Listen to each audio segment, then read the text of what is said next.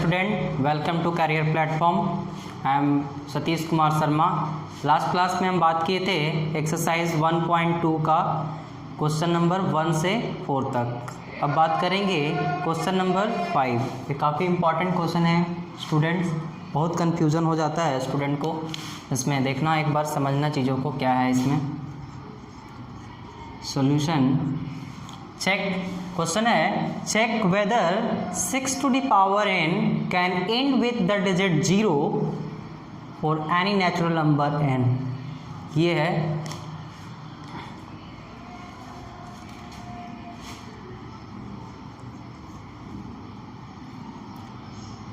if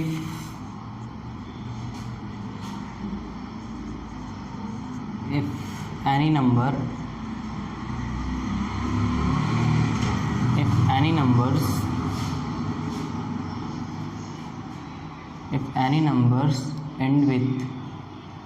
numbers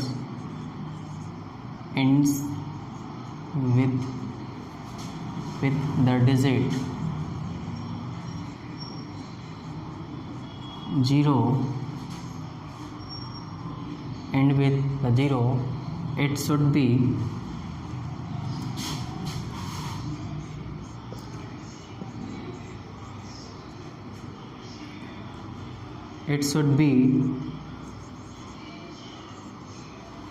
divisible by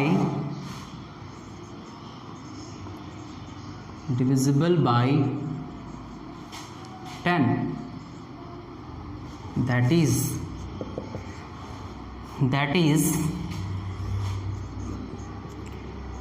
it will be divisible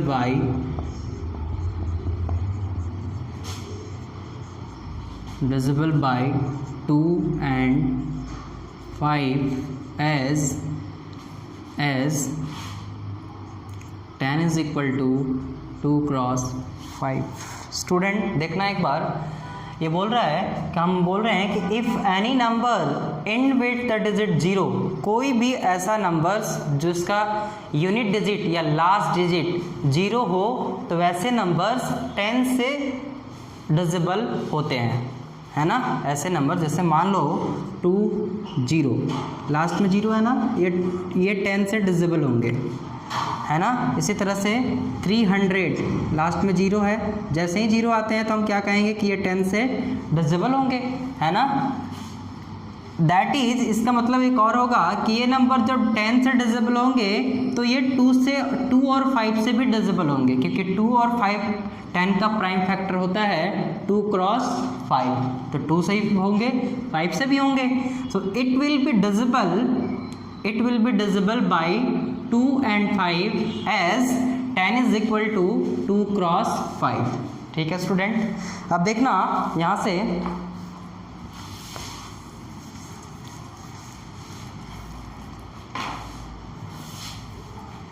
since prime factorization of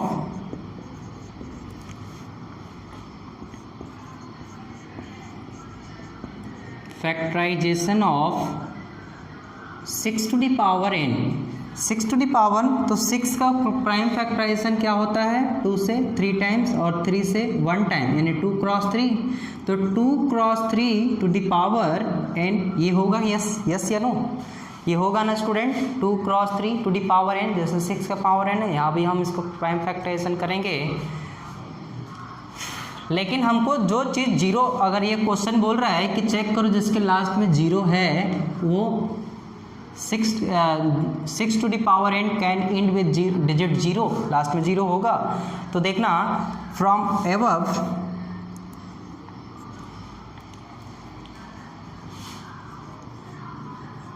above we observe that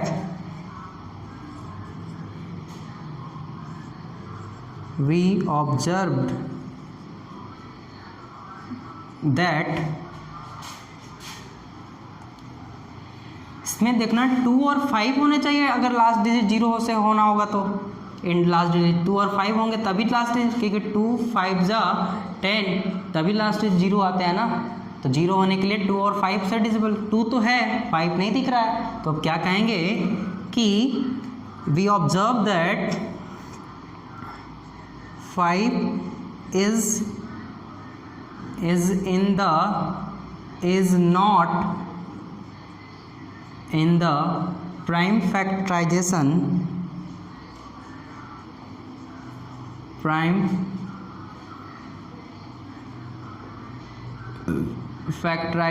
of 6 to the power n। मतलब 6 to the power n के factorisation में 5 absent है, नहीं है। सो हम क्या कहेंगे, सो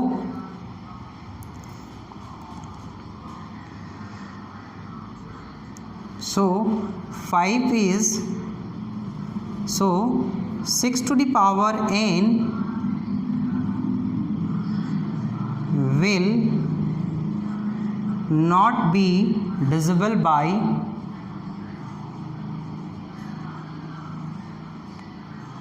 5। तो क्या होगा, अगर इसके 6 के प्राइम फैक्टराइजेशन में 5 नहीं है तो ये 6 to the power n 5 से डिविजिबल नहीं होगा। क्लियर है ना, क्योंकि इसके फैक्टराइजेशन में 5 है नहीं, तो 5 से फैक्टराइज कैसे होगा, है ना। तो हम क्या कहेंगे स्टूडेंट, हैंस कंक्लूजन पर जाएंगे, हैंस लिखेंगे 6 to the power n can not for any natural number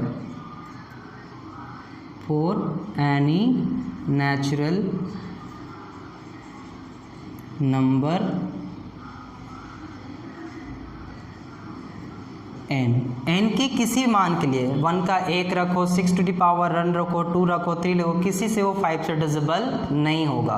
तो हम कंक्लूजन लिखेंगे 6 to the power n can not end with the digit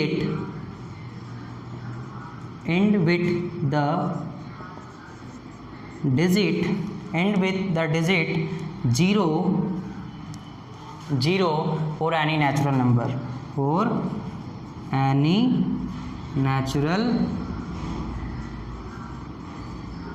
natural number। That's all. ये रहा स्टूडेंट, इस तरह से क्वेश्चन नंबर 5 का सॉल्यूशन रहा। एक बार आपको फिर से डिटेल हम समझा देते हैं कि देखना, कोई भी if any numbers and with the digit 0, कोई भी नंबर्स के लास्ट डिजिट अगर 0 रहेगा, it should be divisible by 10, तो 10 से जरूर डिविजिबल होगा। दैट इज अगर 10 से डिविजिबल होगा तो it will be also divisible by 2 and 5, 2 और 5 से भी डिविजिबल होगा, एज 10 इज इक्वल टू और 5, 2 क्रॉस 5, क्योंकि 10 का फैक्टराइज प्राइम फैक्टर होता है 2 क्रॉस 5, इसीलिए वो 2 और 5 दोनों से डिविजिबल होगा, है ना स्टूडेंट। जब 10 से डिविजिबल होगा तो 2 और 5 से डिविजिबल होगा। तो since prime factorisation of 6 to the power n क्या होता है, तो हम कहेंगे 6 का प्राइम फैक्टर 2 3 जा 6 यानी 2 cross 3 to the power n। तो हम कहेंगे फ्रॉम एबव, ऊपर देखने से हम ऑब्जर्व करते हैं, we observe that 5 is not in the prime factorisation of 6 to the power n। 6 to the power n के प्राइम फैक्टराइजेशन में कहीं 5 आपको दिख रहा है क्या, नहीं ना, तो 5 यहाँ नहीं है। So 6 to the power n will not be divisible by 5, तो 5 से 6 टू द पावर n का कोई भी for any natural number n का कोई भी पावर रख लो, कोई भी मान रख लो, वो 5 से डिविजिबल नहीं होगा। हेंस हम कह सकते हैं 6 to the power n can not end with the digit 0 for any natural number. तो 6 का पावर कुछ भी रख लो, n के वैल्यू 1 2 3 इस तरह से, कभी 0 उसका लास्ट डिजिट कभी 0 नहीं होगा, है ना। नेक्स्ट क्वेश्चन करेंगे student, question number 6। Next question है student, question number 6, explain Y 7 into 11 into 13 plus 13 and 7 into 6 into 5 into 4 plus into 3 into 2 into 1 plus 5 are composite number। Explain करना है, रीज़न देते हुए कि ये क्यों कंपोजिट नंबर है।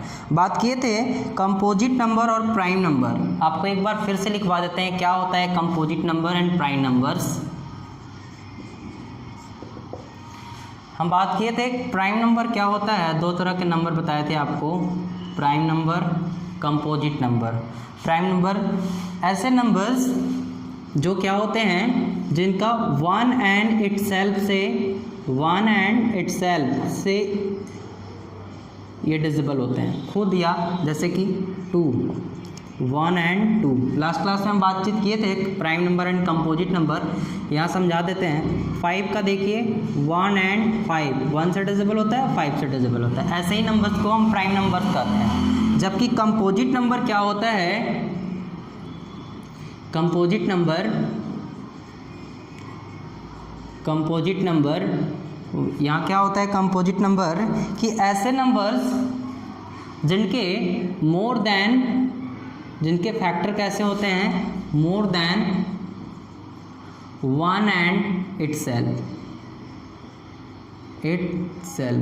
मोर देन 1 एंड इटसेल्फ, मतलब एक से तो कटेंगे और खुद से तो कटेंगे, लेकिन उससे ज़्यादा नंबर से भी डिविजिबल होते हैं। जैसे कि 4 1 से कटते हैं और मान लो खुद से कटते हैं, और एक देखना 2 से भी कटते हैं ना, ये 4 तो 2 से ज़्यादा हो गया ना, इसके फैक्टर्स, इसी को हम क्या कहते हैं कंपोजिट नंबर। इसी तरह से 9 1 से कटते हैं, खुद 9 से कटते हैं, और फिर 3 से भी कटते हैं, ये 9 के टेबल में 9।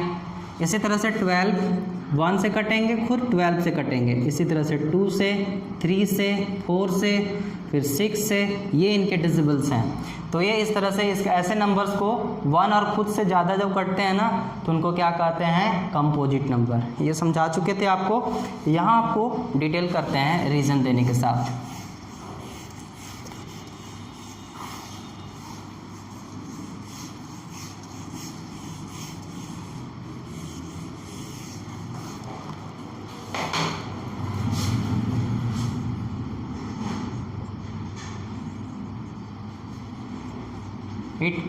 It can be expressed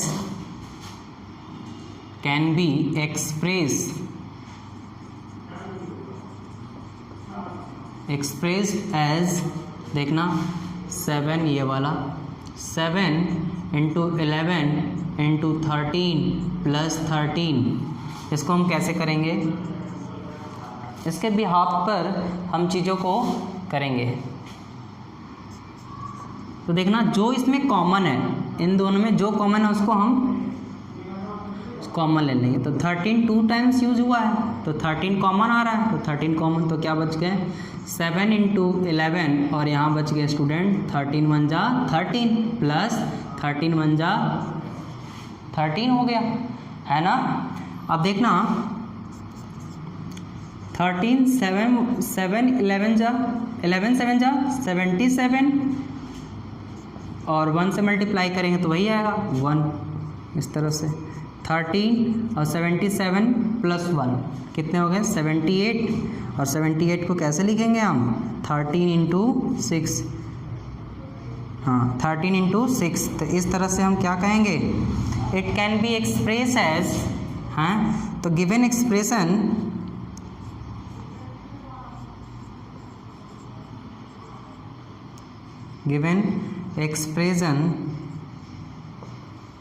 given expression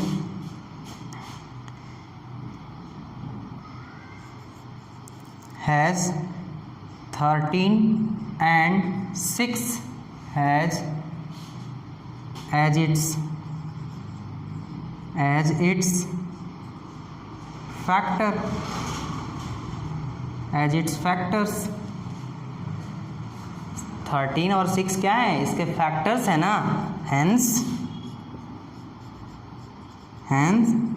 तो इसको देखना 1 से तो ये कटेंगे ही, 13 से भी कटेंगे, 6 है तो 6 से कटेंगे, तो ये क्या हो गए मोर देन 2 हो गया ना फैक्टर्स। और जब मोर देन 2 फैक्टर्स होते हैं तो कैसे नंबर्स होते हैं, कंपोजिट नंबर। कैसे होते हैं, कंपोजिट नंबर। समझ में आ गया ना। So hence it is composite numbers, hence it is composite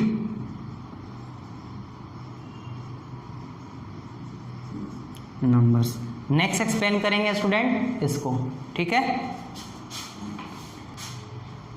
similarly student वहाँ से कंटिन्यू करेंगे। सिमिलरली इसको हम ना ऐसे लिखते हैं, सिमिलरली। सिमिलरली का मतलब होता है इसी तरह से, जैसे पहले किए ठीक इसी तरह से। सिमिलरली इट कैन बी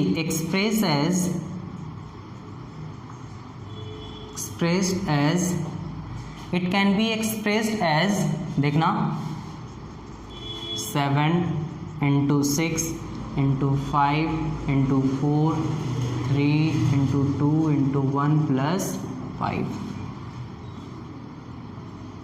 ठीक है स्टूडेंट। उसी तरह से देखना +5 है और कहीं 5 है क्या, यहाँ तो कॉमन मिल रहा है, दो चीज़ कॉमन हो गया तो उसको हम कॉमन कर लेंगे इस तरह से। तो क्या बच गया स्टूडेंट 7 6, तो 5 तो यहाँ बच गए तो 1 लिखेंगे, 5 1 जा 5, 4 नहीं कटेगा, 3 2 प्लस यहाँ क्या लिखेंगे 5 1 जा 5। कोई दिक्कत स्टूडेंट? देखना 5, अब इसको मल्टीप्लाई करेंगे हम लोग। 7 6 जा 42, 7 6 जा 42, 4 3 जा 12, 12 2 जा 24, 12 2 जा 24, 4 3 जा 12, 12 2 जा 24, 24 1 जा 24।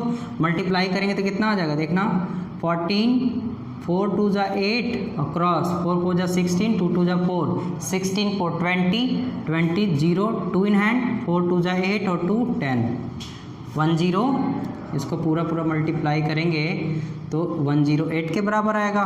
इस तरह से स्टूडेंट 5 क्रॉस इसको ऐड करेंगे तो कितना हो जाएगा 1009।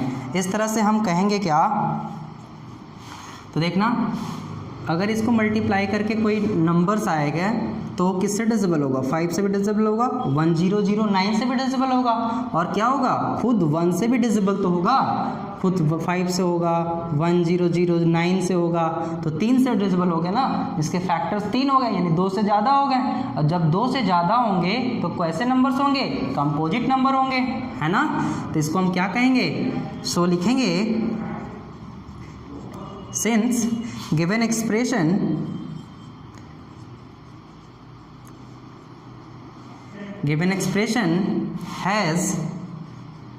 has 5 and 1009 as its factors,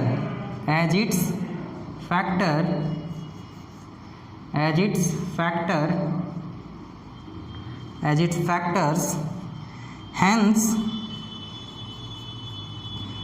2 से ज़्यादा फैक्टर है तो क्या लिखेंगे, hence it is composite number proved। ये रहा स्टूडेंट ये क्वेश्चन नंबर 6 का सॉल्यूशन। इसी तरह से हम लोग करेंगे, कोई दिक्कत नहीं है ना। नेक्स्ट क्वेश्चन करेंगे, लास्ट रहेगा क्वेश्चन नंबर 7, ठीक है स्टूडेंट। लास्ट क्वेश्चन है आपका question number 7। There is a circular path around a sport field. Circular path है, देखना एक सर्कुलर पाथ है इस तरह से, इस तरह से आप दौड़ते हो ना, सर्कुलर पाथ है। Sonia takes 18 minute to drive 1 round of the field. Sonia है, यहाँ से मान लो स्टार्ट करता है दौड़ना, सोनिया एस से डिनोट करते हैं हम, है ना। सोनिया यहाँ से स्टार्ट करती है इस तरह से, और कितना मिनट लेती है 18 मिनट्स, मान लो 18 मिनट्स लेती है सोनिया। और बोलता है और Ravi takes 12 minute for the same. और रवि भी क्या करता है, एक सोनिया है और एक रवि है, रवि भी क्या करता है वो 12 मिनट लेता है। Suppose they both start at the same point, दोनों सेम पॉइंट से स्टार्ट करते हैं, और ये कितने टाइम मिनट लेता है 12 मिनट। ये है रवि 12 मिनट, दोनों सेम पॉइंट से हैं, and the same time go in the same direction, दोनों इसी डायरेक्शन में जा रहे हैं, दोनों एक ही पॉइंट पर हैं, एक ही डायरेक्शन में जा रहे हैं। ये एक राउंड कंप्लीट करने में 18 मिनट लेता है, रवि एक राउंड कंप्लीट करने में 12 मिनट लेता है। तो क्वेश्चन क्या करता है, कहता है and go in the same direction after how many minutes will meet again at the starting point. तो कितने मिनट के बाद जब ये दौड़ेंगे इस तरह से, कितने मिनट के बाद ये फिर से ये स्टार्टिंग पॉइंट पर आ जाएंगे, कितने मिनट के बाद। तो टोटल टाइम कितना लगेगा ये पूछ रहा है। तो देखना स्टूडेंट्स का सॉल्यूशंस, क्वेश्चन आप समझ गए होंगे क्या ये कह रहा है। तो देखना टोटल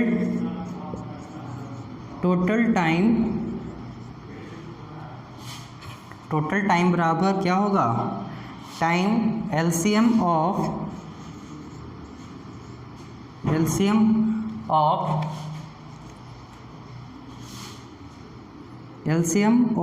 टाइम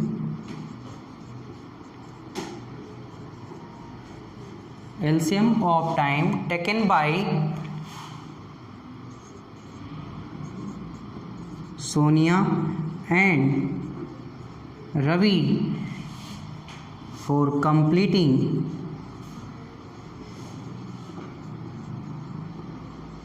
one round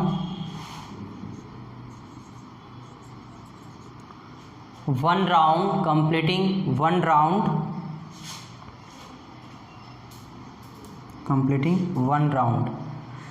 देखना तो एलसीएम लिखेंगे, एलसीएम ऑफ कितने मिनट्स में कंप्लीट करते हैं सोनिया, 18 मिनट्स, और रवि कितना में 12 मिनट। इसका एलसीएम निकालना है।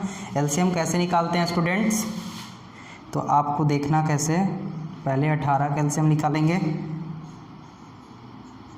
और प्राइम फैक्टराइजेशन 12 का, तो लिख लो 18 का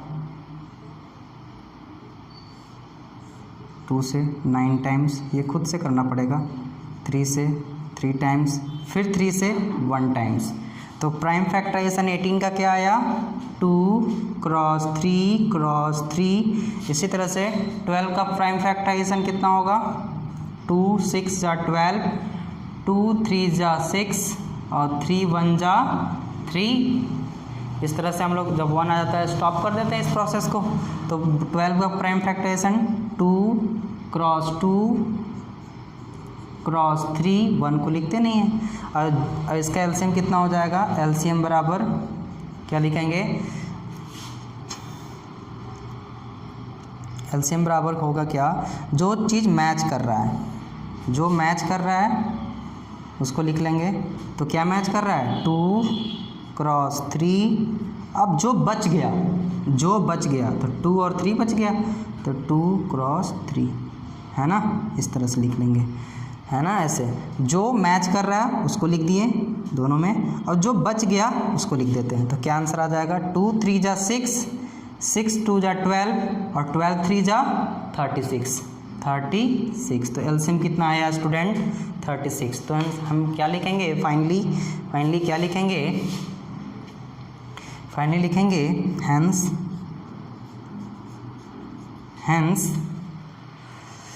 hence the total time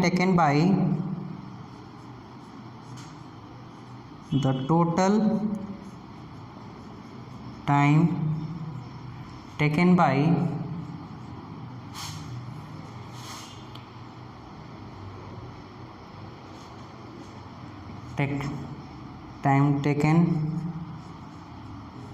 by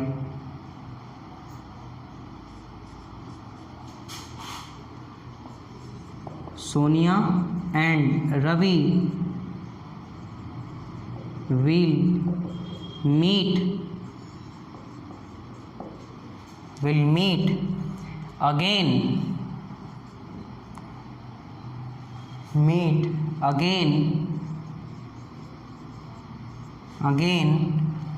at the starting